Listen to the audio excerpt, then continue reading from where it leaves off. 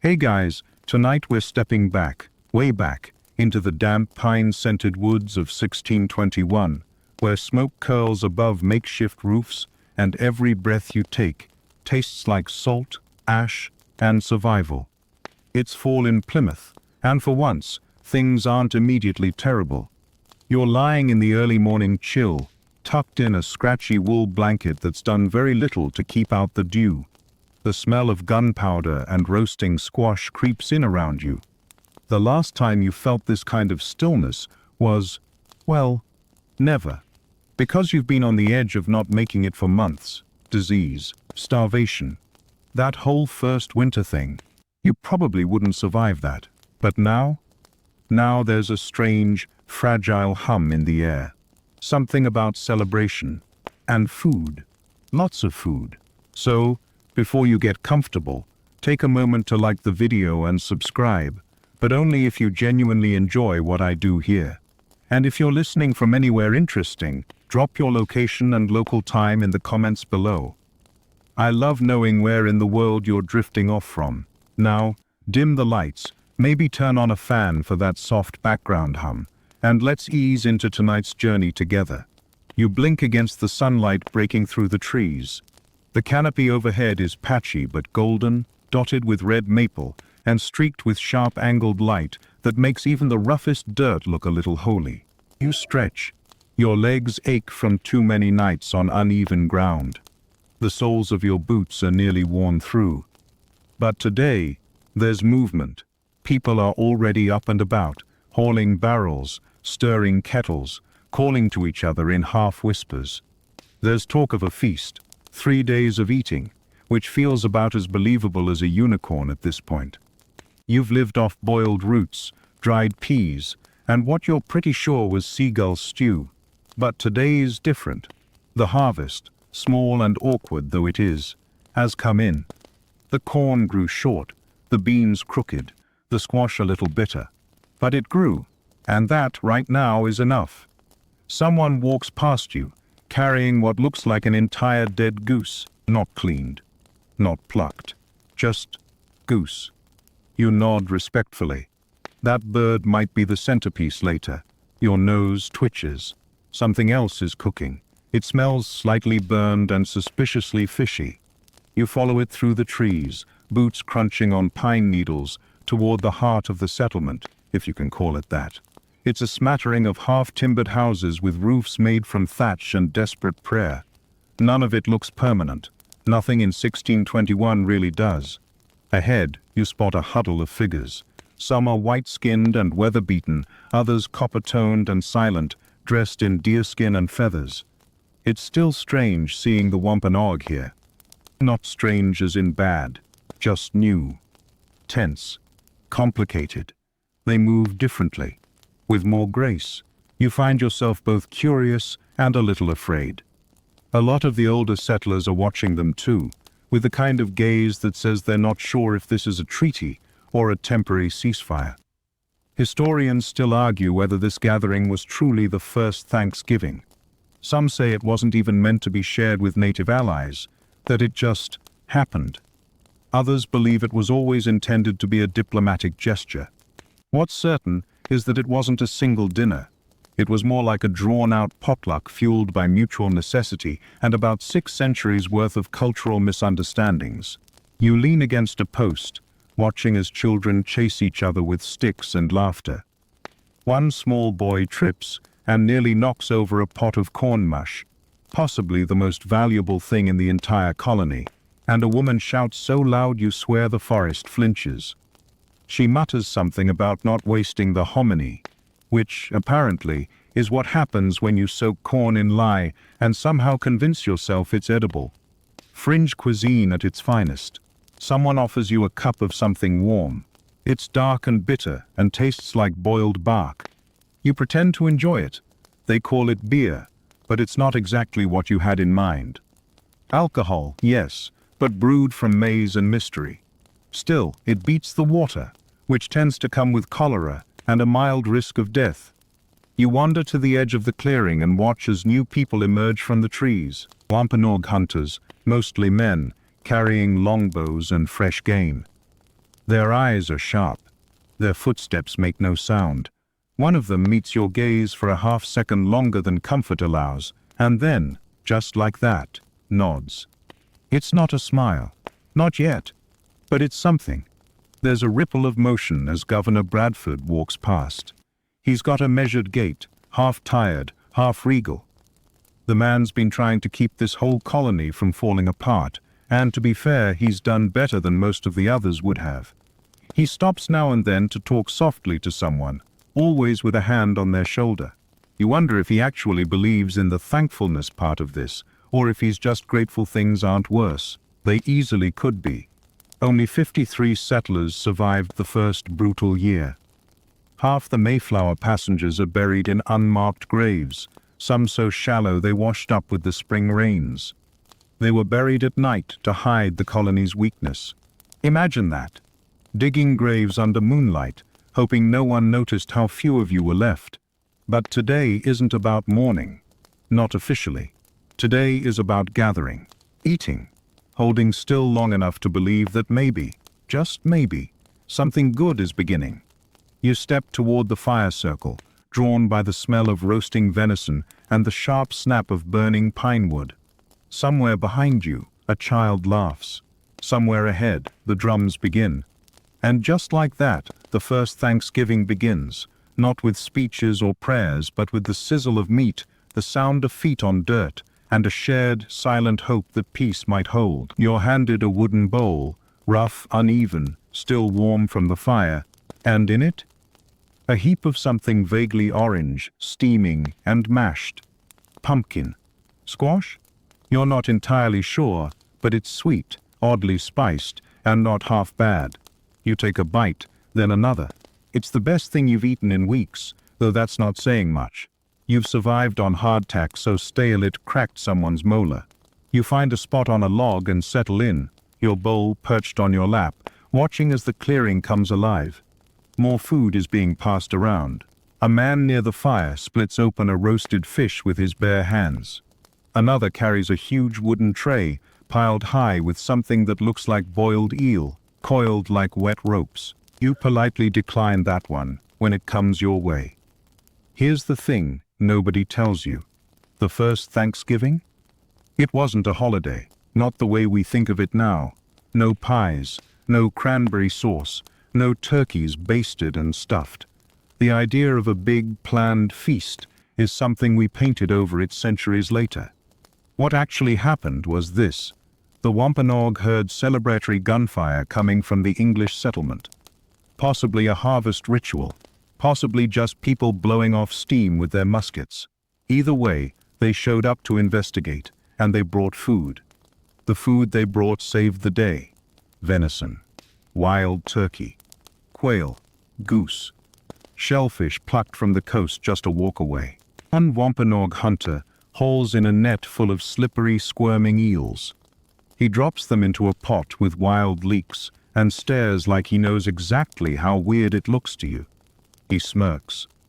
You nod respectfully and try to look enthusiastic.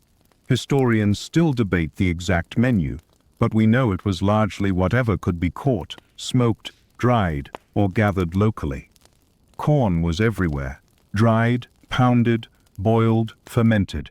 It wasn't sweet yellow corn either, but flinty, tough, and best used in porridge or hard bread. No butter, no flour. The English were low on supplies. They made do. Everyone did. You glance over and see a settler gnawing on a charred drumstick that could have come from a goose, a turkey, or a prehistoric beast, hard to tell at a distance. The man looks half-starved but happy. You get it. When you've had to ration salt pork and pray over weevil-riddled biscuits, anything warm starts to feel like a miracle. A woman offers you something wrapped in corn husks, soft, moist, smoky. It's like nothing you've ever eaten, and she tells you it's made from pounded corn and beans, cooked in the coals. A traditional dish. You smile and thank her, trying not to look like someone who has no clue what they're chewing. This, more than the speeches or prayers, is what binds people. Not politics, not plans, just shared hunger, shared warmth.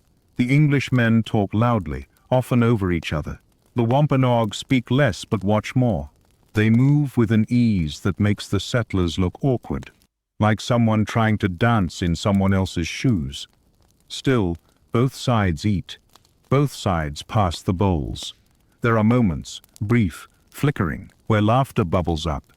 A joke, a shared grunt of approval, a too-hot bite of peppery meat that sends someone into a coughing fit.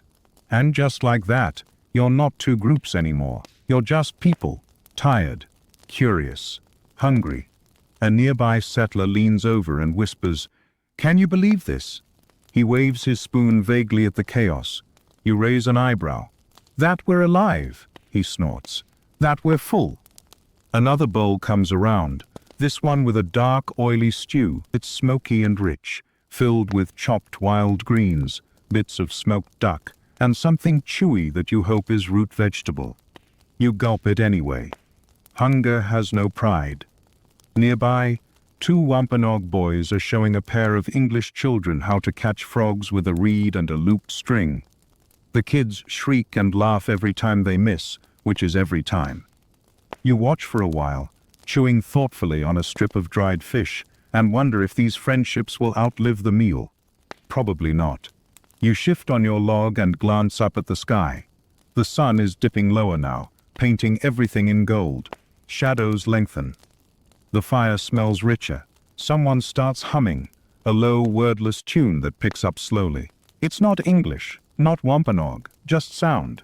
And for a moment, even the dogs go still. Then, a musket goes off somewhere behind the trees. A loud crack that makes half the group jump and one child scream. Everyone freezes. A pause hangs in the air like a held breath. But there's no panic, no shouting, just a slow return to motion. Someone's just showing off, probably. You've come to expect these little panic flares. Life here doesn't let you fully relax. Still, your hand goes instinctively to your belt. No sword. Just a small eating knife. You release a breath and take another sip of that bark beer stuff. It's not calming, but it burns nicely on the way down. The food continues. Some dishes are passed with shy smiles, others with proud explanation. One man brags that his smoked mussels have made 3 children cry today, not from spice, but from joy. You're skeptical. A woman walks by, carrying a large flat basket full of nuts and dried berries. She offers it to the group, and you take a handful, crunching on acorns and raisins. A strange mix, but somehow it works. Fringe fact, roasted acorns were used like coffee by settlers for years before actual beans made their way across the ocean in large enough supply. You pop another into your mouth and decide it's tolerable. As dusk approaches, you feel something shift. Not just the light, the mood.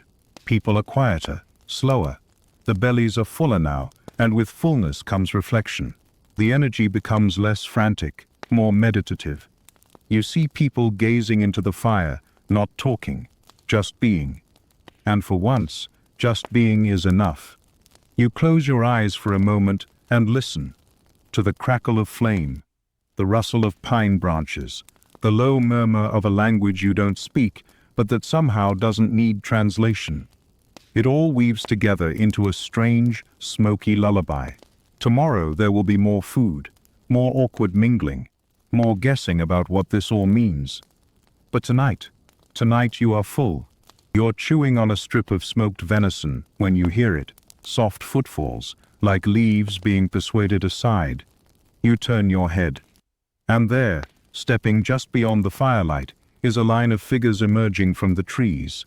Not 1 or 2, but dozens. They move quietly, confidently, nearly 100 Wampanoag men, led by their Sakim, Massasoit. Their presence feels like a breeze moving through the clearing, subtle but undeniable. They carry bows, spears, and something heavier than weapons, the weight of history still unwritten. You sit a little straighter. Nobody expected this many. The settlers had invited a few local leaders, sure, perhaps a gesture of diplomacy, maybe even a goodwill offering. But what strides into the settlement now is not a handful of guests. It's an entire delegation, a statement. You glance sideways at a settler beside you and see the nervous flick of his eyes. Everyone's thinking the same thing. Is this still a feast, or are we being measured? Historians still argue whether the Wampanoag showed up because they were invited, or because the sudden noise of musket fire sounded like trouble. Either way, they came ready. But not to fight. Not today. Massasoit himself walks calmly near the center, tall and poised, his expression unreadable.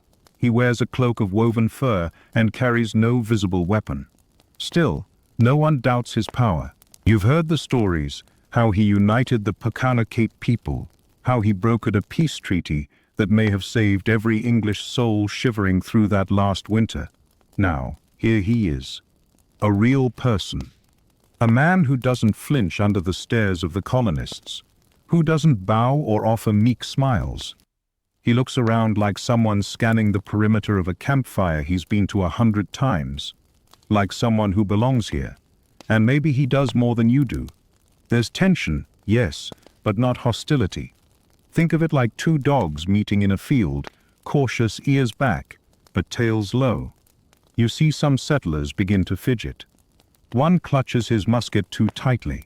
Another pours bark beer into a gourd like his life depends on it. But then something surprising happens. Food is shared. You watch as several Wampanoag men approach with haunches of deer, baskets of nuts, and even whole fish, cleaned and gutted. No big speeches, no exaggerated gestures, just offerings. Trade, yes, but more than that. This is cultural code switching. Hospitality at its rawest form. You give, you receive, you eat together. You exhale without realizing you'd been holding your breath. It turns out 3 days of feasting needs 3 days of food. The settlers had been scraping by, sure, but feeding 100 unexpected guests. Impossible alone. The Wampanoag picked up the slack without a word of complaint. Not because they were thrilled, not because they trusted the newcomers entirely, but because, for now, the treaty held. And keeping it meant showing up, fully. A Wampanoag youth sets down a basket near your feet, roasted chestnuts, still warm. He doesn't say a word, just a glance, then gone. You pluck one from the top and roll it between your fingers before eating. It's sweet, smoky, perfect. You mutter thanks, not sure if he hears. Someone near the fire starts to speak, a settler, middle-aged, a little drunk. He's trying to tell a joke. You can tell because he keeps chuckling before he finishes the setup. The punchline lands flat. One of the Wampanoag tilts his head, clearly not understanding. The settler claps him on the shoulder anyway, as if volume equals translation. You cringe. But then, oddly enough, the Wampanoag man grins. Not because of the joke, probably, but because of the effort. That or the sheer absurdity. Either way, they both laugh now, awkwardly, but together. That moment breaks something open. More settlers begin offering food, crude tools, even a carved flute someone's been whittling for days. The Wampanoag respond in kind. A woven pouch is gifted, a string of beads, bark-twined dolls for the children. It's a strange blend of formality and improvisation, like a potluck where nobody knows what anyone else is bringing or why, but everyone's just happy the fire's warm, and all of it unfolds without common language. That's the wild part. English is not widely spoken among the Wampanoag. The settlers barely know a handful of local words. You watch as everything gets negotiated through hand gestures, facial cues, and intuition. A sideways nod means thanks. A raised palm means peace. A chuckle means we're trying. You realize, as night begins to fall, that this isn't a treaty. It's not a celebration. It's not even a truce. It's an experiment. Two wildly different peoples, thrown together by storm, starvation, and the blind optimism of empire. Sharing fire, food, and very cautious glances. It's not warm and fuzzy. It's weird, beautiful, uneven, and, somehow, real. You sit back as smoke rises into the blue dark sky, now freckled with early stars. Someone's added fresh wood to the fire, and the sparks crackle upward like fireflies with better choreography. To your left, an elder sings a soft chant, low, rhythmic, hypnotic. It doesn't ask for understanding. It simply exists. You close your eyes and let the sound settle in your chest like breath. Nearby, children from both groups are playing tag now. You don't know the rules. They probably don't either. But they're laughing, tripping over roots, arguing in two languages, and somehow still managing to agree that Timothy is definitely cheating. You glance at the faces around the fire. Some wary, some open, some just tired. But for this night, and this moment, they all belong to the same experiment. One that won't last forever, but that, for now, tastes like roasted venison, strange laughter, and something you can't quite name, but might call hope. Your knees ache from sitting on the same log too long. You shift, stretch, and nearly spill your bowl of something thick and brownish that was optimistically called stew. It's mostly beans, you think. Possibly squirrel. But honestly, you're not asking. The firelight flickers across tired faces. People are sprawled now, on logs, in the grass, leaned up against barrels. Some are already drifting off. Others are still eating, still talking, still passing bowls. You haven't seen a single fork. A few knives, sure, but mostly it's hands. Grimy, calloused, cold hands scooping and tearing and dipping. This is not a meal made for elegance. It's a 3-day endurance snack fest. Nobody's carving anything into Pinterest-worthy slices. The turkey, yes, there's some version of turkey, is blackened from open fire and picked apart like a medieval crime scene. Bread is dense, like someone baked a rock and dared you to break your teeth on it. The shellfish? Boiled in seawater and served with charred onions. It smells like the ocean forgot to bathe. But somehow, you keep eating. Because it's warm, and filling, and real. No flourishes, no garnish. Just food that tells the truth. Historians have tried for decades to reconstruct the menu, but truth be told, nobody wrote it down. They weren't staging a photo shoot. This was survival with seasoning. You wouldn't find cranberry sauce. The sugar shipments hadn't arrived. No pie crusts either, no butter, no ovens. But you would have found wild fowl, venison, mussels, boiled pumpkin, and something suspiciously like succotash. A feast only if your baseline was starvation. You're halfway through chewing a bit of duck, hopefully duck, when you notice a group of settlers huddled near a pile of wooden dishes, attempting what looks like a seating arrangement. It's not working. There are no tables, just logs, stumps, and the occasional overturned barrel. People park wherever they can. Nobody stands on ceremony. The closest thing to a throne is a sturdy tree stump that 2 toddlers are currently using as a wrestling mat. You wander away from the main fire and find another cluster of people a few yards off. A smaller fire, quieter. Mostly young Wampanoag men crouched around it, cleaning feathers from arrows and laughing softly. You don't want to intrude, but curiosity wins. One of them looks up and gestures for you to join. You hesitate, then sit on the edge of the circle. For a few minutes, nobody speaks. It's not awkward, it's just quiet. Then someone tosses you a strip of dried meat.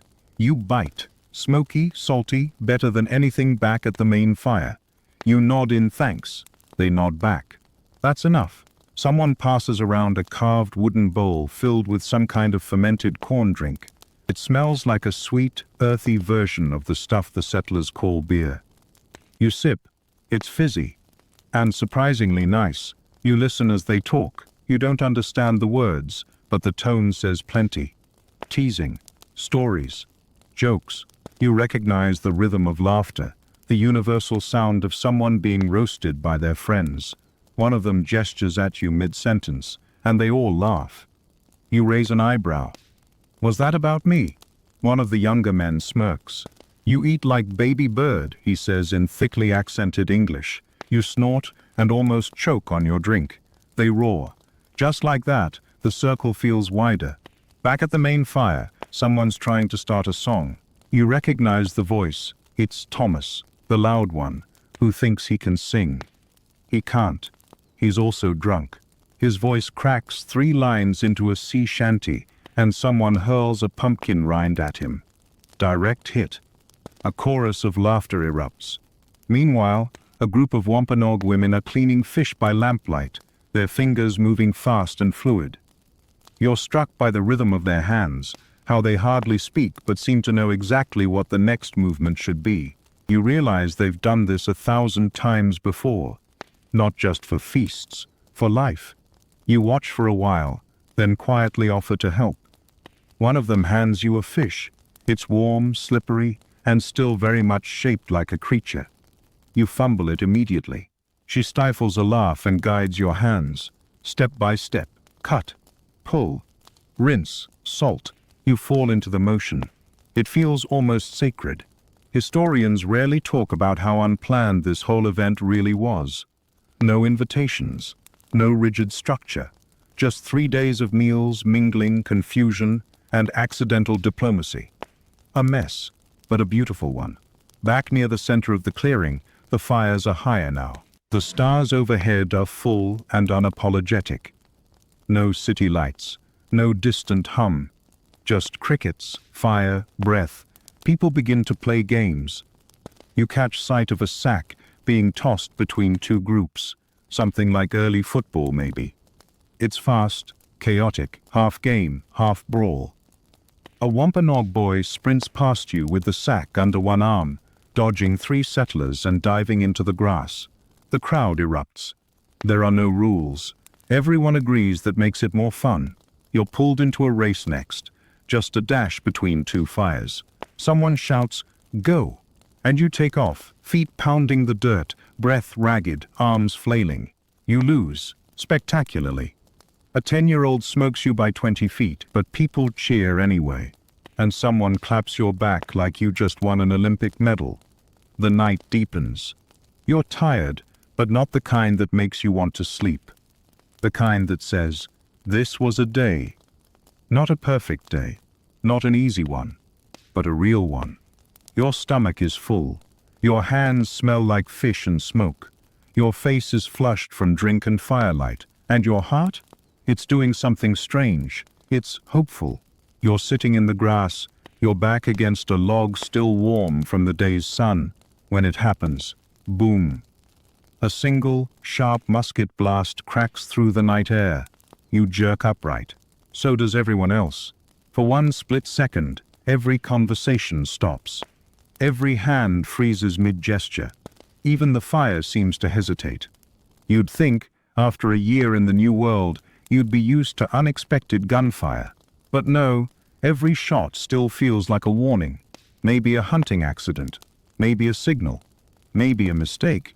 And maybe, just maybe, the end of this fragile 3-day illusion. You scan the faces around you. Most are calm, or at least pretending to be. The settlers are trying to look unbothered. The Wampanoag stand still, alert, but not afraid. That alone comforts you. If they're not panicking, you shouldn't either. Turns out, it was just someone firing a celebratory round into the air. Possibly to mark the roast being done. Possibly because that someone drank a little too much eel beer. You see a red-faced settler sheepishly lowering his musket, his friends elbowing him with playful scolding. Everyone breathes again. But the air doesn't quite return to normal, because under the laughter and shrugging, you can feel it. This is still a powder keg. One spark, and everything could change. You remember the stories of the winter, the sickness, the graves. 52 gone before spring, and yet somehow the musket fires keep ringing out like party favors. A terrible kind of optimism. You rub your arms, not from cold, but from memory. You weren't there for the Mayflower's landfall, but you've heard it described enough times. A cold, desperate arrival, a coast they didn't plan to settle, a world already alive with people they didn't understand, and didn't always want to. Thanksgiving was never meant to be a neat fairy tale. It was built on uneven ground. You look over and see an empty seat by the fire, just a log. No one has claimed it all day. and you wonder, who would have sat there last year, or who was supposed to? Historians still argue whether the feast was meant to honor the dead. There's no record of prayers said or names spoken aloud. But there's silence, there's fire, and in cultures from both sides, those things carry memory. You feel it here, now, the weight of absence. Someone next to you tells a joke. It's not a very good one, but you laugh anyway. Sometimes noise is better than thought. A settler nearby holds up a gourd cup and offers a sloppy toast to the living. It earns a few cheers, but more quiet nods than shouts. Later, someone burns the squash. It was sitting too close to the flame, and now it's a blackened, bubbling mess. The woman who made it sighs dramatically and tosses the whole pot into the bushes, muttering something about next year's compost. You stifle a chuckle. The Wampanoag elder raises his eyebrows and says something in a voice like gravel. The boy beside him translates, "We eat the black part too." Everyone laughs, louder this time. And just like that, the tension breaks again. Humor is a shared language. You find yourself watching the fire again. Not for warmth, but for grounding, for something real. It's hypnotic, the way the flames curl around the wood like they're telling secrets. The kind of thing you could stare at for hours, the kind of thing you'd trust to guard you while you sleep. Someone sits beside you, a woman, mid-30s maybe, tired eyes, smoke-smeared apron. She offers you a bit of flatbread, torn from a larger round she probably baked herself, without flour, without yeast, without anything but stubbornness and ash. You take it. It tastes like charcoal and perseverance. She doesn't say much, just eats beside you, silently. Two people, side by side, watching the same glow. You wonder about her story, where she sailed from, who she lost, whether she still writes letters home that will never be answered, whether she still believes in God, whether she even cares if he's watching anymore. You'd ask. But the silence between you is more honest than words. Across the fire, someone plays a flute, carved from bone, or reed, or both. The tune is slow, uneven, haunting. Not a song you recognize. Probably not a song at all. Just notes, rising and falling like breath. It curls into the sky and disappears. Another musket goes off. This time, no one flinches. You look around the clearing and see blankets being spread, people settling in for the night. Some near fires, some under lean-tos, some in rough shelters with doors made from ship planks and stolen fence posts. There are no walls around this feast. No gates. Just the tree line. Just the stars. You lay back against the ground, the dew already soaking through your coat. Someone hands you a bundle of dried herbs wrapped in cloth, lavender maybe, or wild mint. It's meant to help with sleep. You press it to your nose and inhale. Earthy, sharp, soothing. Above you, 1,000 stars blink back. You wonder if they're the same ones you saw back home, or if this place, this world, has its own set. It feels that way sometimes. Somewhere, a baby cries, a mother hums. A dog howls faintly at the edge of camp. And just as you begin to drift, you remember something you heard once, maybe from a preacher, maybe just a drunk. Peace doesn't always mean comfort. Sometimes it just means no one's bleeding. That's what this is. Not comfort, but peace. And for tonight, that's enough. You're sitting in the grass, your back against a log still warm from the day's sun, when it happens. Boom. A single, sharp musket blast cracks through the night air. You jerk upright. So does everyone else. For one split second, every conversation stops. Every hand freezes mid-gesture. Even the fire seems to hesitate. You'd think, after a year in the new world, you'd be used to unexpected gunfire. But no, every shot still feels like a warning. Maybe a hunting accident. Maybe a signal. Maybe a mistake. And maybe, just maybe, the end of this fragile, 3-day illusion. You scan the faces around you. Most are calm, or at least pretending to be. The settlers are trying to look unbothered. The Wampanoag stand still, alert, but not afraid. That alone comforts you. If they're not panicking, You shouldn't either. Turns out, it was just someone firing a celebratory round into the air, possibly to mark the roast being done. Possibly because that someone drank a little too much eel beer. You see a red-faced settler sheepishly lowering his musket, his friends elbowing him with playful scolding. Everyone breathes again. But the air doesn't quite return to normal, because under the laughter and shrugging, you can feel it. This is still a powder keg. One spark, and everything could change. You remember the stories of the winter, the sickness, the graves, 52 gone before spring. And yet somehow, the musket fires keep ringing out like party favors. A terrible kind of optimism. You rub your arms, not from cold, but from memory. You weren't there for the Mayflower's landfall, but you've heard it described enough times.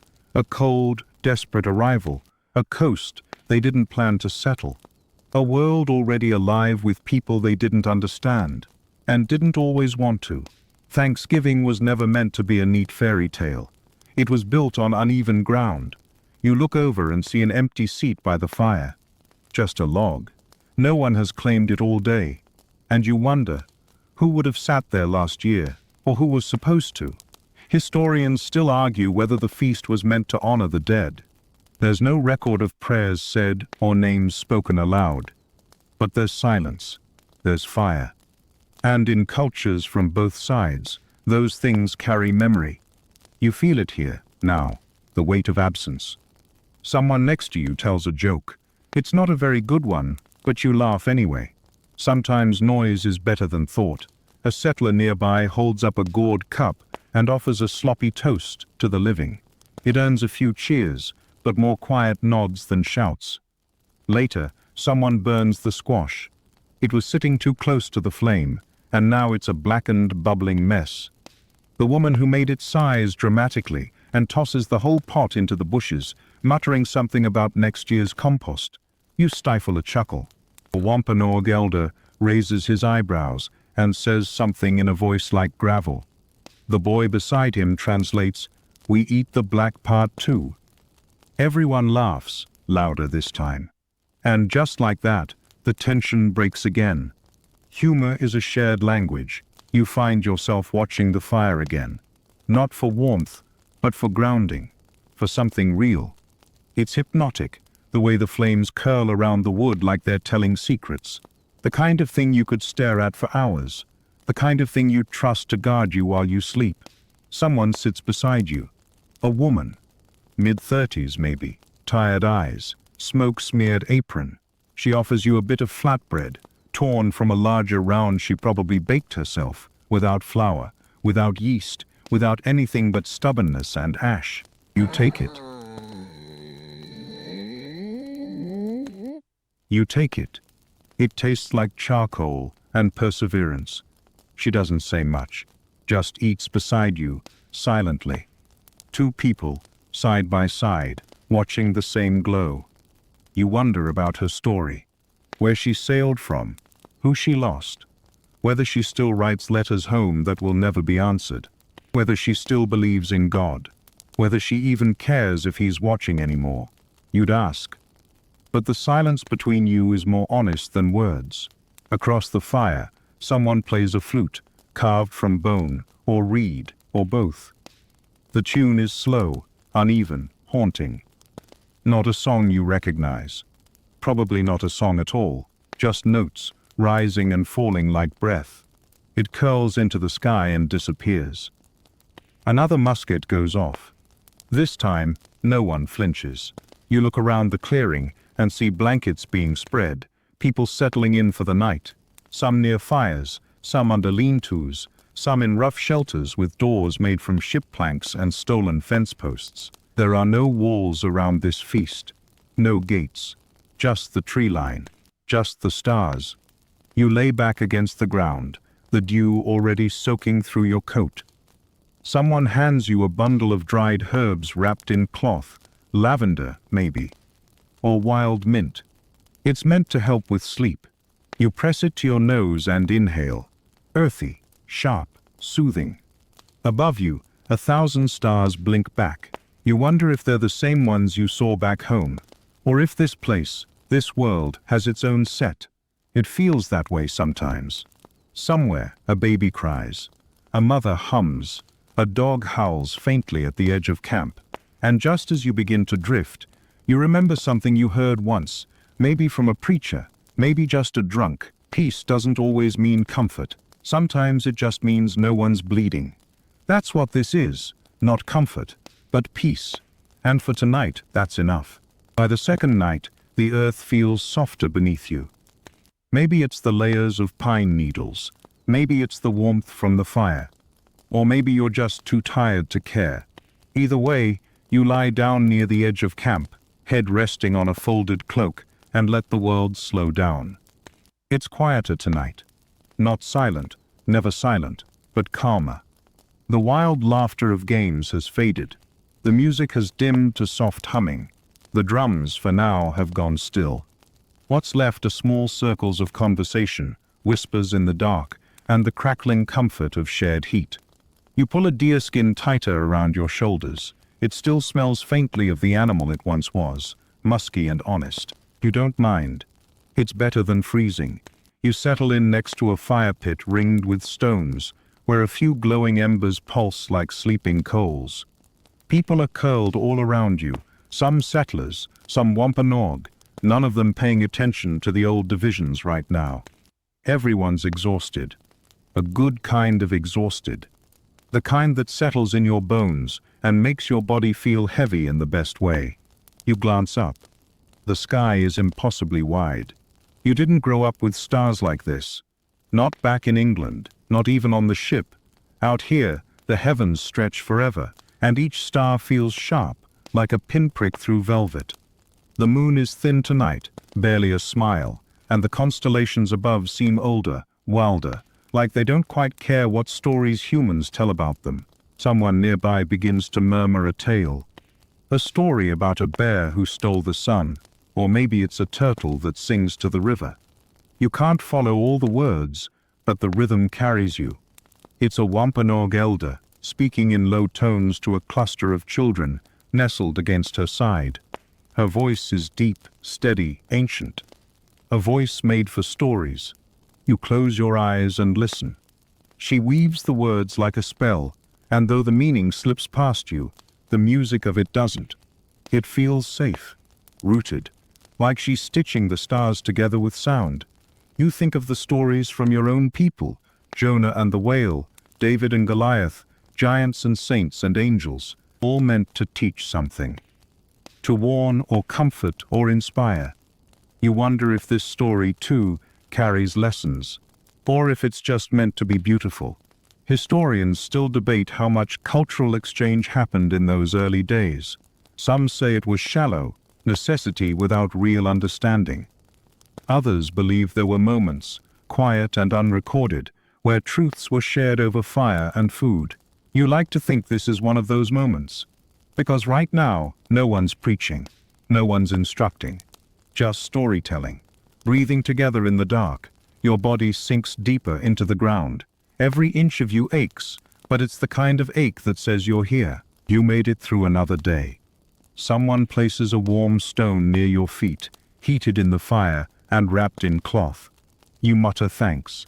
You don't even see who gave it to you. Just a hand, a nod, and gone again. There's something comforting in that small, wordless kindness. You drift.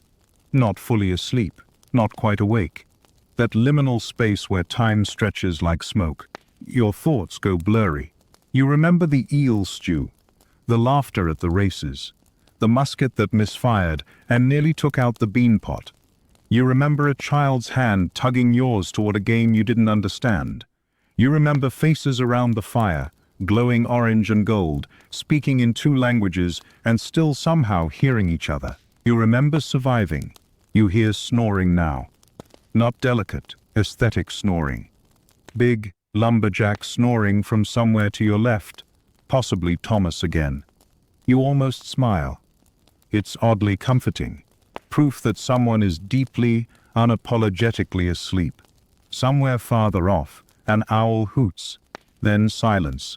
Then a rustle in the underbrush that sounds way too large to be a squirrel. You stiffen, heart briefly racing, but nobody else moves, not even the dogs. So you lie back down, eyes wide, reminding yourself that you are probably not on the menu tonight. Above you, the stars are still there, still glowing, still ancient. You wonder how many generations of people have slept beneath them, dreaming of peace, and how many more will. You press your fingers to the edge of the deerskin, feeling the rough stitching. It's imperfect, unfinished, but it holds. Like this gathering, this moment, not permanent, not polished, but holding, just for tonight. You close your eyes again and let the wind whisper over your face. Tomorrow, there will be more food, more awkward conversation, more wondering if any of this means anything in the long run. But tonight, you are not cold. You are not alone. And that is no small miracle. When you wake the next morning, the fire beside you is little more than a ring of glowing coals, pulsing softly like the last heartbeat of a long night. You stretch beneath your deerskin wrap, joints creaking, muscles stiff, but oddly satisfied. The ground didn't get any softer overnight, but you've adjusted, maybe even bonded with it a little. The sky overhead is misty, not fully lit, that strange gray-pink hour where time feels slower. Birds chirp somewhere overhead. A dog sniffs past your feet and keeps going without ceremony. Good morning to you too. Someone stirs the ashes and throws on fresh kindling. You hear the familiar sounds of breakfast, pots rattling, low voices, the hiss of wet wood catching fire. And yet something feels different today. Not bad, just heavier.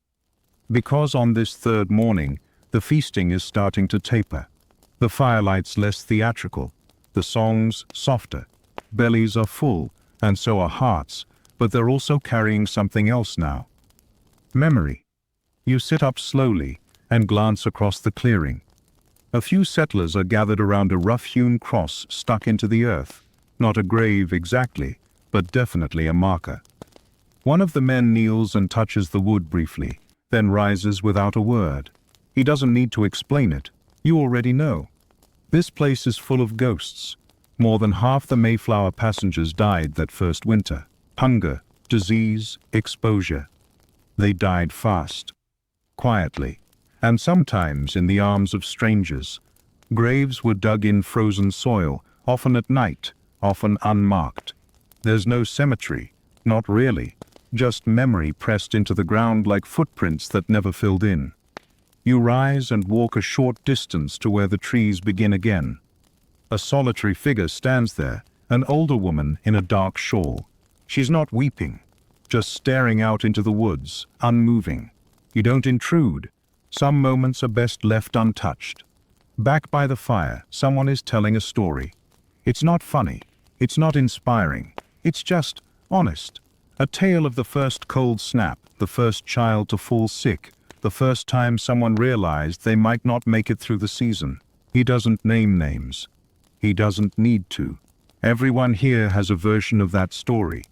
Historians still argue whether this feast was meant as celebration or mourning. Was it joy for survival or sorrow for what was lost? Maybe both. Maybe that's why the line between the two always feels so thin. A Wampanoag man sits nearby, whittling a length of wood into something curved and pointed. A fishhook, maybe. You glance at him and offer a quiet greeting. He returns it with a nod and keeps carving. His knife moves with a smooth, practiced rhythm, not hurried, not hesitant, just steady. You watch him for a moment, then ask softly, "Did you lose anyone?" He doesn't look up, just says, "We all did." And that's the truth, isn't it? The Wampanoag weren't immune. A plague, possibly leptospirosis, had swept through their villages just a few years earlier, long before you arrived. Entire communities vanished. Land once alive with voices became silent. Some of the very paths you walk now were cleared by the absence of others. This feast isn't just about thanks. It's about endurance. You move toward the center of camp, where breakfast is being shared in smaller, quieter groups. Someone passes you a hot bowl of something thick, cornmeal and berries maybe. You sip carefully. It's warm and bland, and exactly what you need. The woman from the fire circle, remember her? The one with tired eyes and the world's toughest flatbread. She's cooking again, and you realize she's always cooking. Roasting, boiling, scraping, stirring. She hasn't stopped. While others laughed, danced, raced through the fields, she worked. There are more like her. Wampanoag women gathering herbs, checking traps, tending fires. Settler women mending torn sleeves, patching shoes, even replaiting a girl's hair by lamplight. Their hands never still. They keep the rhythm of the place going. You wonder how many names history will forget. Probably most.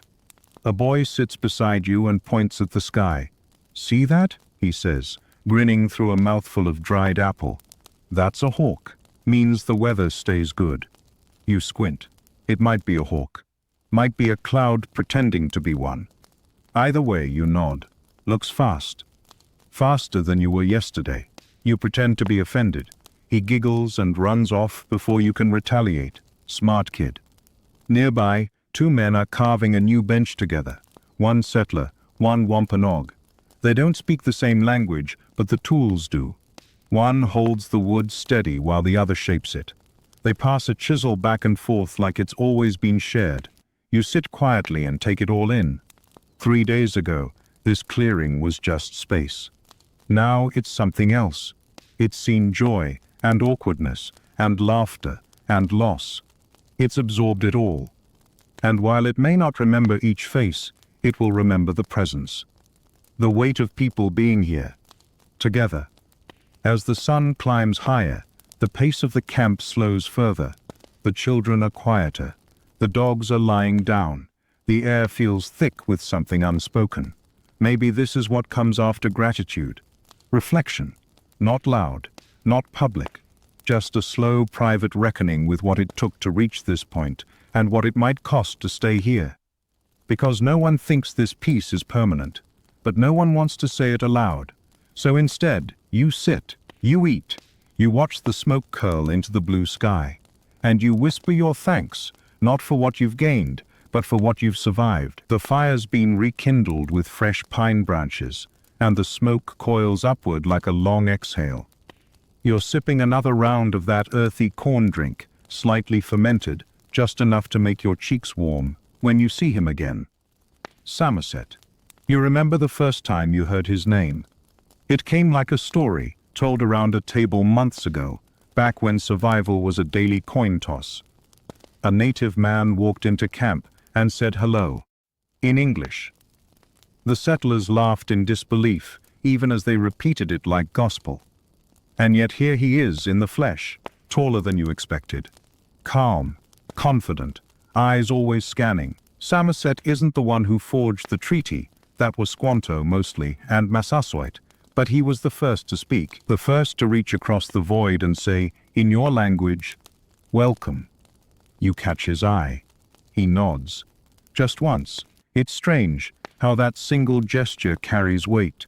He doesn't smile. Doesn't wave. Just that one nod, slow and even. It says, I see you. I know you're here. I remember who you are. You return the nod. Samoset sits with a few others near the edge of the clearing, speaking softly with Squanto, Tisquantum, his full name, who has become a kind of unofficial bridge between your world and theirs. Squanto speaks fluent English. He learned it years ago after being captured and taken to Europe. Not by choice. You've heard his story, though not from him. How he survived slavery, how he crossed the ocean more than once, how he came back to find his village gone, wiped out by disease, the ground silent where laughter once lived. And still, here he is, translating, negotiating, teaching. He's the reason corn grows here now, the reason fish get planted in rows like fertilizer, the reason most of the people in this camp are still breathing. You watch as he gestures broadly, explaining something to a young settler who listens with the kind of focus reserved for sermons and near-death experiences. Historians still debate Squanto's motives. Was he genuinely trying to help the settlers survive? or playing a long game for influence, maybe even revenge. Maybe he didn't fully know himself. Maybe survival doesn't always come from clean motives. Maybe it's messy, complicated, human. You rise and make your way slowly toward their circle, not intending to intrude, just wanting to be near that quiet intelligence. The two men pause their conversation as you approach, and for a moment you freeze, unsure if you've crossed some invisible line. Then Squanto gestures for you to sit. You do, cross-legged on the grass like a schoolchild, and wait. He picks up a stick and begins drawing in the dirt, a crude outline of the coastline. Rivers, bays, places you've heard of, some you've never seen. He speaks gently, pointing as he names each one. This is where the whales come, he says. This is where we dig for clams. Here, the forest gives sweet water. You nod. He draws a line around one area, tapping it twice.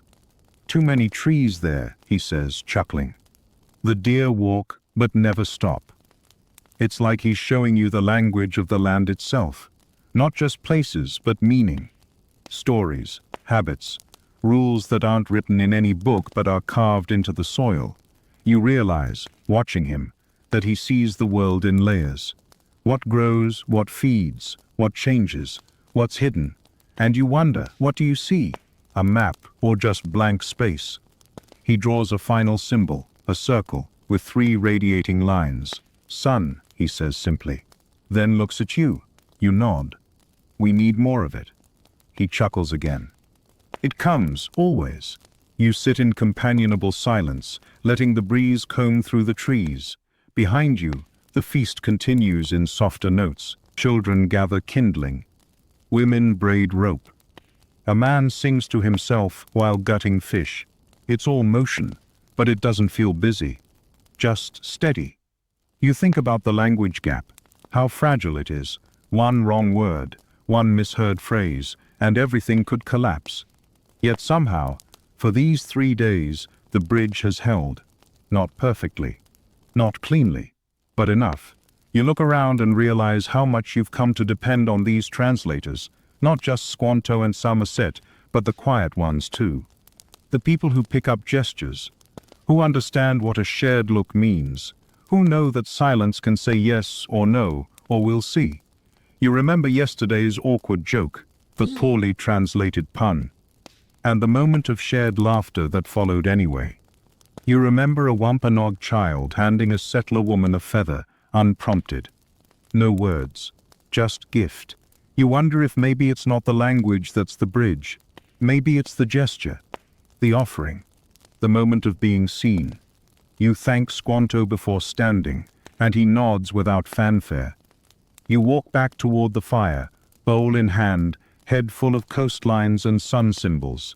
Someone hands you a smoked mussel. You eat it in one bite, surprised by how much you like it now. Your palate's evolved, or given up. As you sit once more near the fire, a gust of wind sends a swirl of ash and sparks into the darkening sky. You watch it rise and vanish, like a thought half-formed.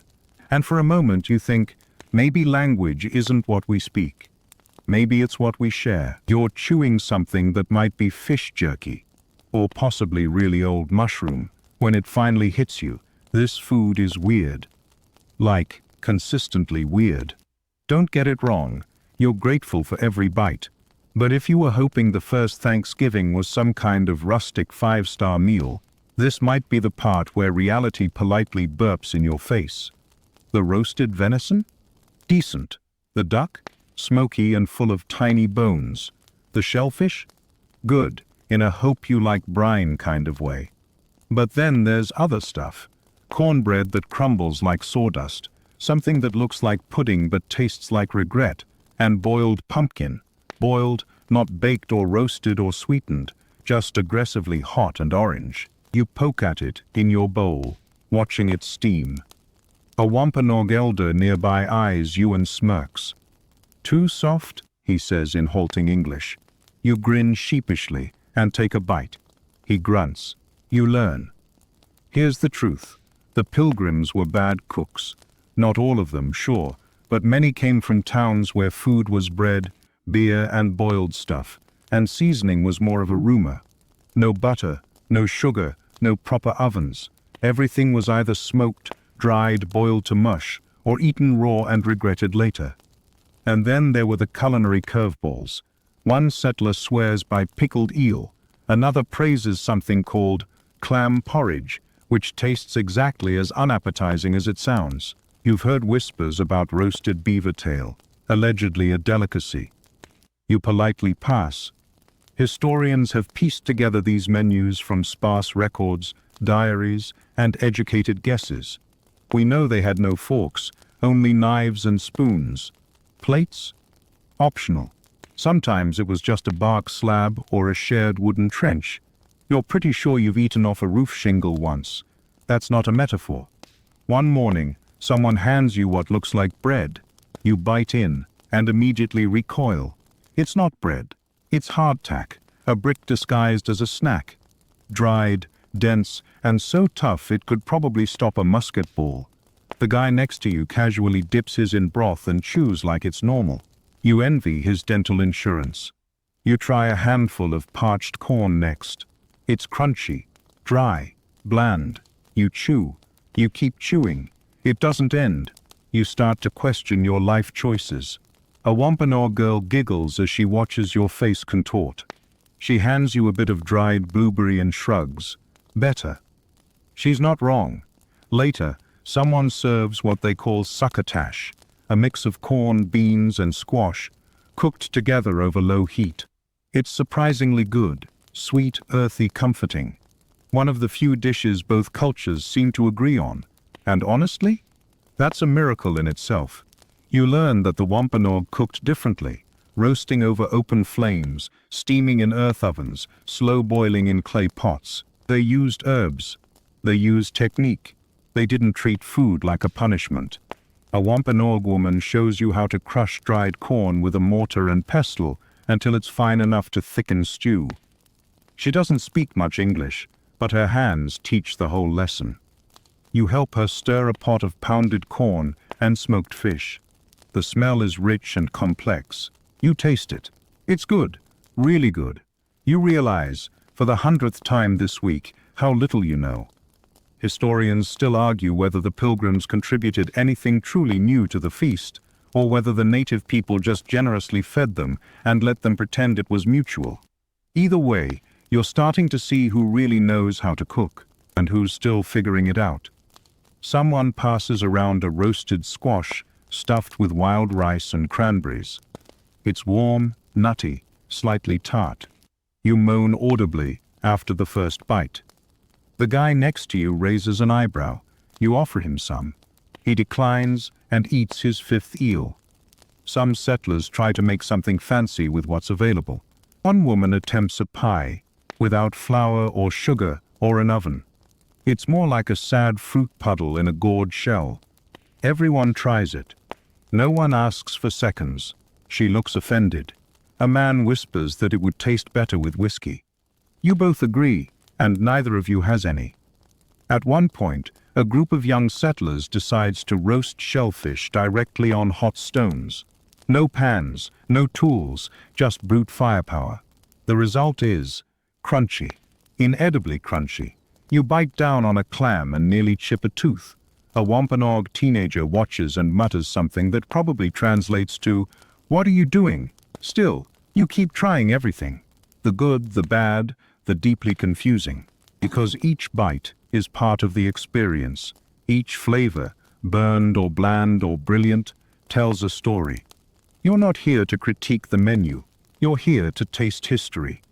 And history tastes like roasted game that falls apart in your fingers, pumpkin that's been boiled into submission, salty broth that scalds your tongue and warms your chest, and acorn mush that makes you question your place in the universe. But then there's also wild berries that burst with sweetness, fish roasted just right with herbs you can't name, and succotash that tastes like someone whispered home into a pot. You find your palate expanding, or surrendering. Either way, you're not hungry anymore. And that, in this time and place, is a gift.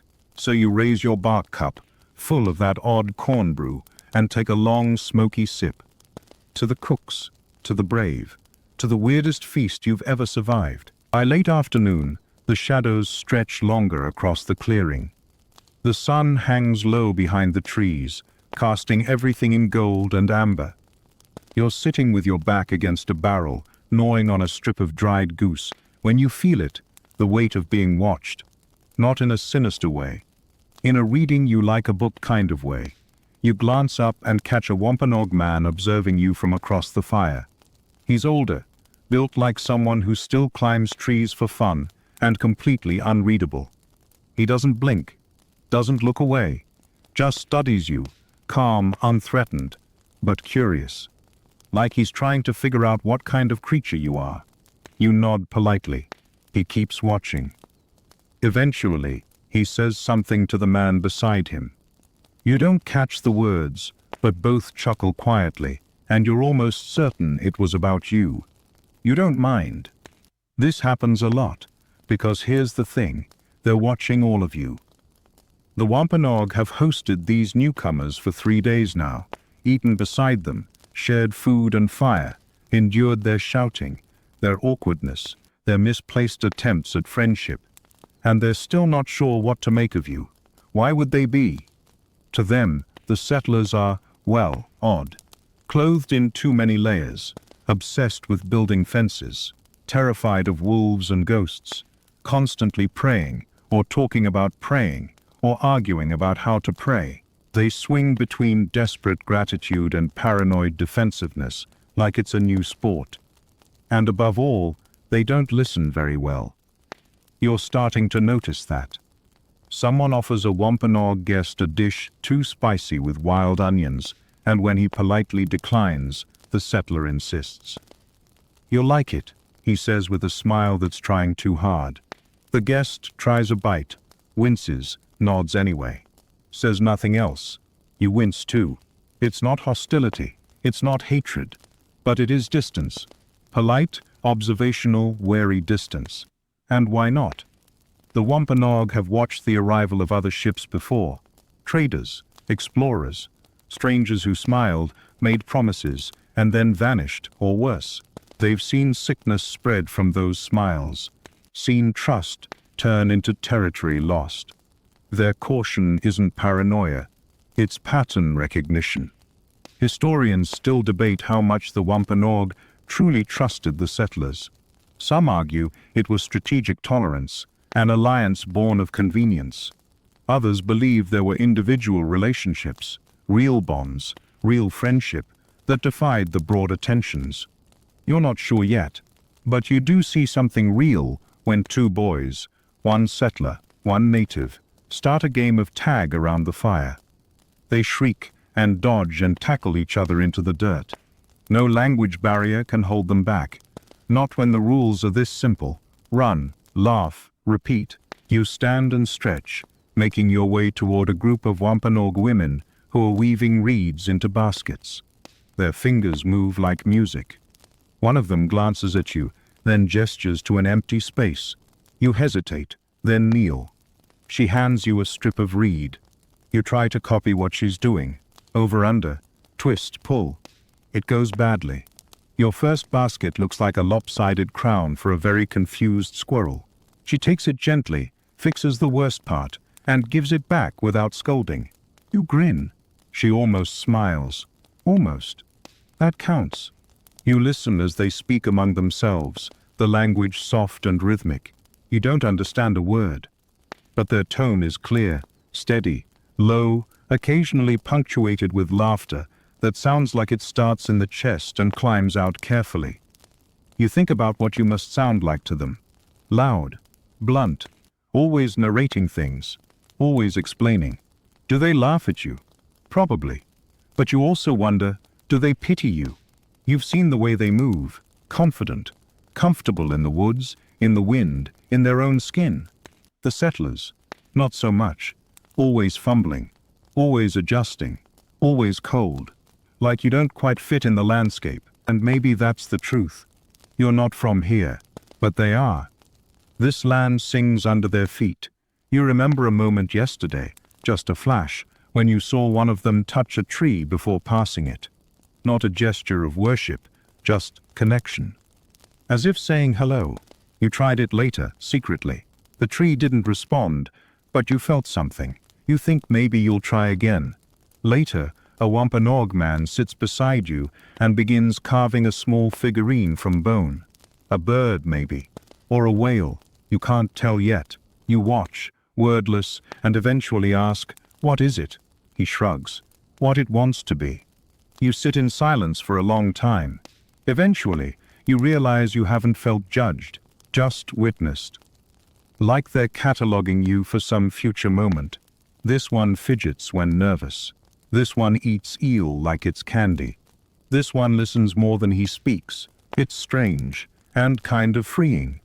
You don't have to impress anyone, you just have to be. That night, you eat quietly. Not at the main fire, just a small circle. A few settlers, a few settlers, a few Wampanoag. No speeches, no games. Just stew, roasted nuts, and tired sighs. You're still being watched. But this time, you don't mind. Because maybe being seen isn't the same as being judged. Maybe it's just the first step toward being known. The smoke's rising slower now, curling lazily above the camp like a long exhale.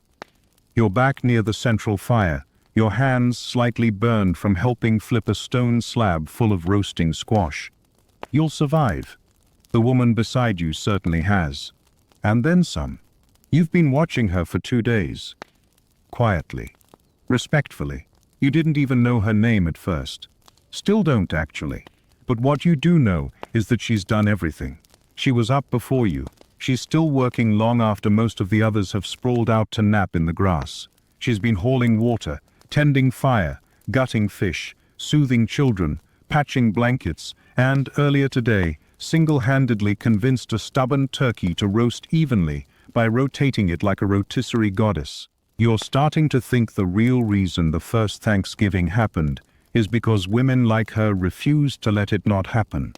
She wipes her hands on her apron and starts preparing something new. You try to help. She doesn't stop you, but she doesn't slow down either. You're basically chasing her movements. She mutters something under her breath, something about men cutting vegetables too thick, and you pretend not to take it personally. Nearby, another settler woman balances a toddler on one hip while mashing boiled pumpkin with the other.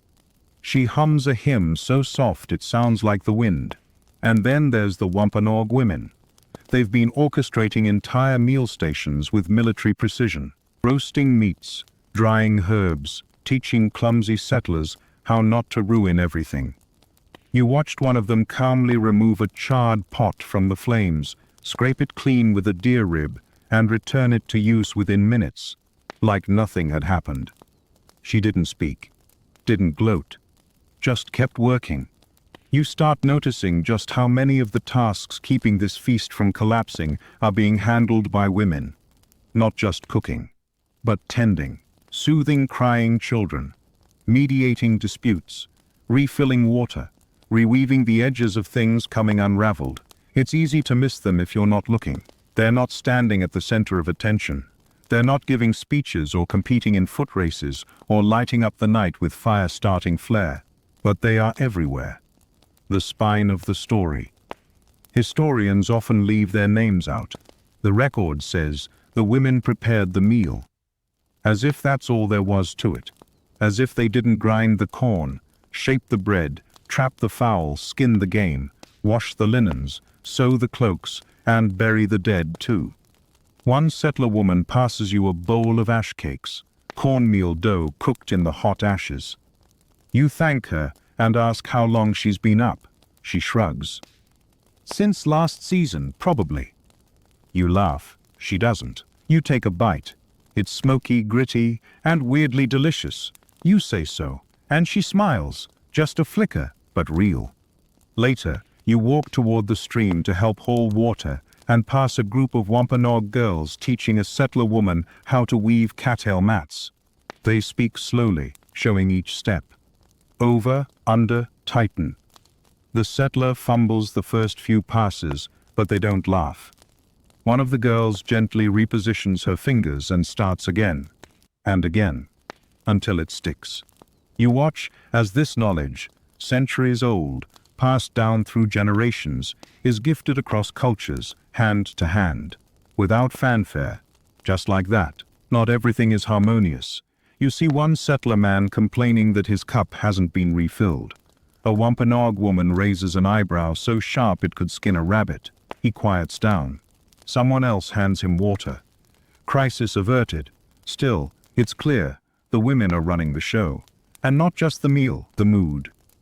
When tensions rise, they smooth them. When food runs low, they stretch it. When someone loses patience or breaks down in tears, yes, it happens. They know what to say. Or when to say nothing. You ask one of them, later, how she's still standing. She blinks. There's work. She says it like it's obvious. You want to ask more, but she's already moved on, correcting someone's poorly tied bundle of herbs and scooping a toddler out of harm's way in the same breath. Historians still debate whether women were truly allowed at the feast. Some early records are vague. Others suggest they were there the whole time, just not mentioned. Classic. But if what you've seen is any indication, there's no feast without them. Period.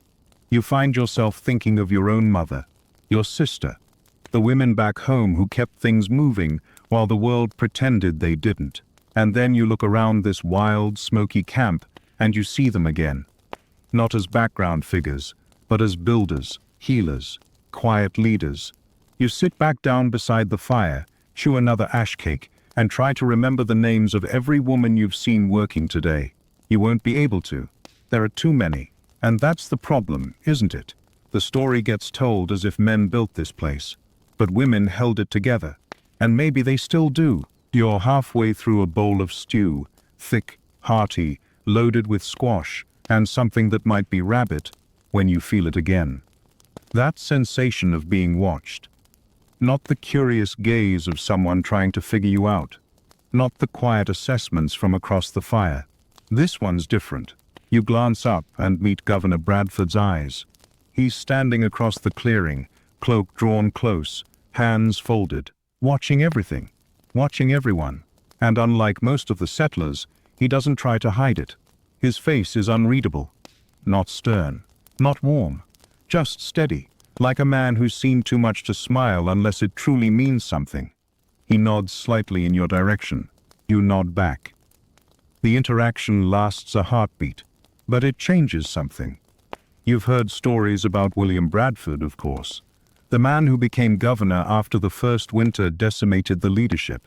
The one who held the colony together with more resolve than optimism. Who somehow balanced diplomacy with desperation.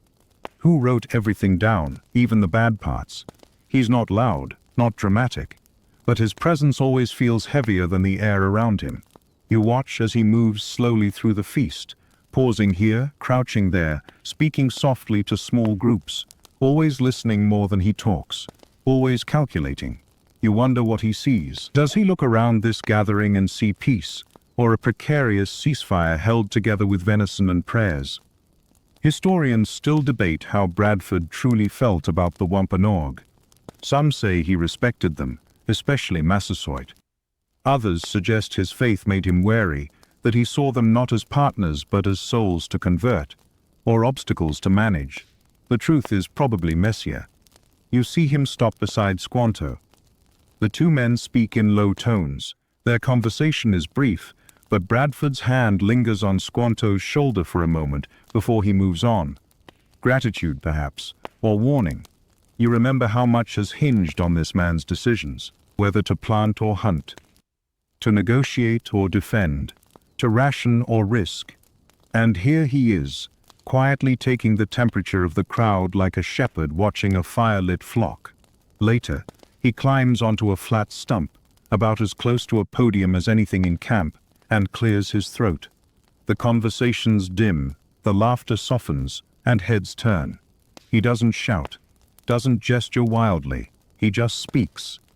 "We give thanks," he begins, "for the mercy that brought us through our trials, for the harvest we did not deserve, and for the peace that has, thus far, endured. You can hear the sermon in his tone, but it's not performative. It's meant. A quiet prayer given shape through gravel and humility. You glance at the Wampanoag around the clearing. Some listen. Some don't. It's not their tradition. They show respect in their own way. Silence. Stillness. That's enough. Bradford continues, naming a few of the dead, those who didn't make it past the frost, the scurvy, the first hunger. He doesn't linger on their suffering, but you hear the ache in his voice. He doesn't cry. You're not sure he can. Then, one final line. Let this not be our last meal shared in peace. And just like that, he steps down. No applause, just quiet. A collective breath held, then released. You wonder what it's like to be him.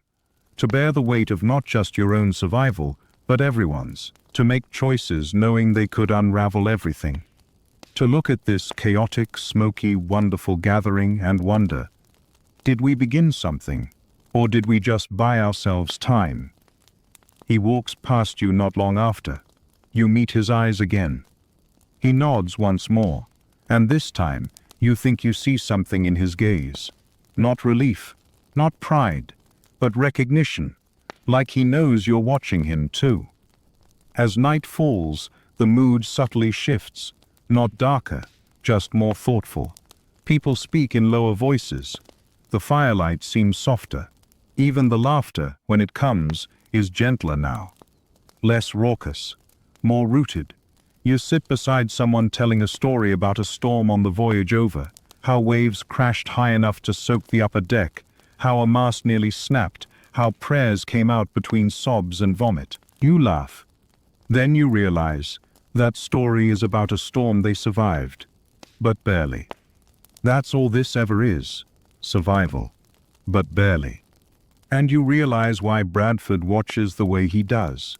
Because this peace, this feast, it's not a promise, it's a pause, a beat between storms, a fragile thread held by cautious hands and full bellies, and the sheer hope that tomorrow won't undo what today built. So when he stands alone near the edge of camp, facing the woods, one hand on the hilt of his belt knife, you understand. He's not waiting for trouble. He's preparing for its return, and hoping, just maybe, it doesn't come. You stay up later than usual tonight. Something about the air, it's thicker, stiller, as if the trees themselves are holding their breath. The fires are down to glowing coals, and most of the camp has gone quiet. A few figures still move in the dark, checking sleeping children, stirring a final pot, whispering under blankets, but the energy has shifted. The feast is ending, not abruptly, not with a bang or a toast, just slowly, quietly fading. You sit alone near the ashes of what was once the main fire, warming your hands on a smooth rock that still holds heat. The embers pulse gently, like a heartbeat you can almost match your breathing to. In, out, in, out. Time slows. Around you, the sounds grow sparse.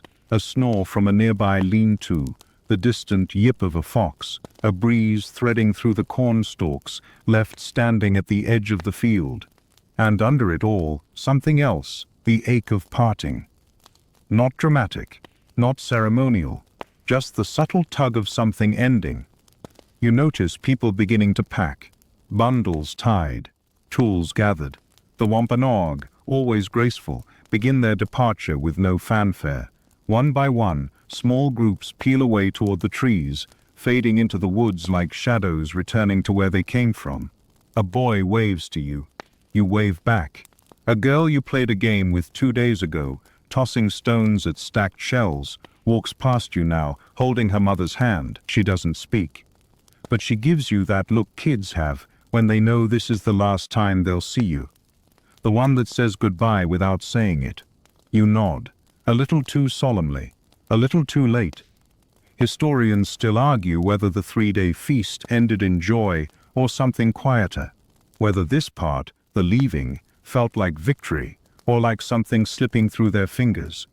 You're starting to understand that it can be both. You help extinguish one of the fires, stirring the coals, spreading the ash, watching the last spark die, The darkness that follows isn't frightening. It's clean, like someone pulling a warm blanket over your eyes. Across the way, you see someone carrying away the stump that served as a makeshift table. Another rolls up a reed mat. Another pours out the last of the corn beer onto the dirt. No one cries.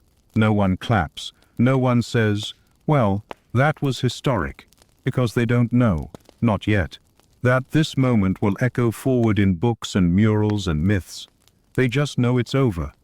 You stay a while longer, reluctant to rise. The ground beneath you feels heavier somehow, like it's absorbed the weight of everything that's happened here. Laughter, awkwardness, hunger, curiosity, suspicion, comfort, peace, kind of, and now regret. Not a dramatic regret, but a soft, slow one, the kind that shows up when something good passes through your life and then keeps going. You wonder what happens tomorrow. Will the Wampanoag tell their own version of this feast, one where they fed people who barely knew how to survive, and who might forget that help once winter passes? Will the settlers remember the laughter, the shared meals, or just the parts that make them feel like heroes? Will anyone remember the women who stirred the stew without thanks? Will they remember you? Probably not. But that's the thing about moments like this. They don't need to be remembered by history to matter. You were here. You felt the fire. You watched two worlds sit down at the same fire, awkward and imperfect and deeply human. You helped carry a pot of stew. You raced a kid and lost. You shared a joke with someone who didn't speak your language. And even if this moment crumbles beneath the weight of all that follows, land stolen, promises broken, stories rewritten, you'll still know this: once we sat together, and no one died. You finally rise, brushing ash from your hands, and turn toward your sleeping place. As you walk away, you glance back one last time. The clearing is empty now. The logs are scattered. The bowls are gone. The footprints are fading. But in the center, a single glowing ember remains. You watch it pulse once, twice, then wink out. You sleep deeper than you have in weeks, maybe months.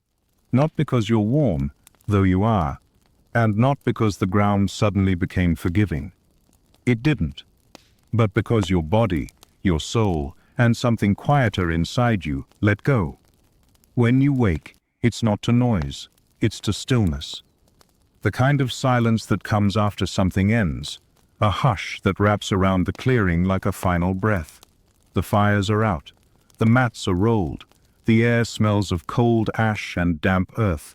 You sit up slowly, muscles groaning, breath visible in the pale morning light. You're almost surprised the clearing is still here, expecting maybe that it disappeared with the people, swallowed back into forest and dream. But it remains, echoing. You walk through it, alone now. There are signs, of course. Boot prints. A few bits of bark peeled from firewood. A feather caught in the weeds.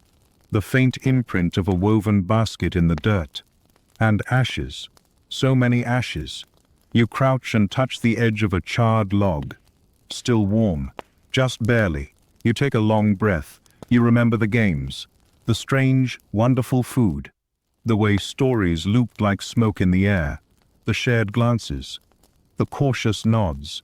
The laughter that sometimes startled even the people who made it. You remember being full. Not just in your stomach. In yourself. And you realize something. You're leaving different. Not transformed. Not reborn. But tilted. Something has shifted inside you. Quietly. Without permission. You saw a feast, yes. But you also saw the cracks. You watched Wampanoag elders scan the faces of strangers who might one day claim their land. You listened to settlers give thanks for a peace they didn't quite know how to hold. You saw kindness, real, unspoken, wordless kindness, passed hand to hand. And you saw what happens when people try. Not perfectly, but honestly. Historians still argue whether this gathering worked, whether it was a true collaboration or just a pause between tragedies. But here, standing in the silence of what was, that question feels too small. Because the truth is, you were there. You sat by the fire with people you couldn't understand, and still somehow shared meaning. You danced badly, ate fearlessly, and fell asleep surrounded by strangers who, for one night, didn't feel like strangers. And even though the feast is over, even though the coals are cold, and the laughter has slipped back into the woods, you carry it now. Not a souvenir, not a myth, a memory. And memories, even quiet ones, change you. You walk to the edge of the clearing and look back one last time. The trees sway gently. The grass bends beneath the breeze. The world has already begun to move on.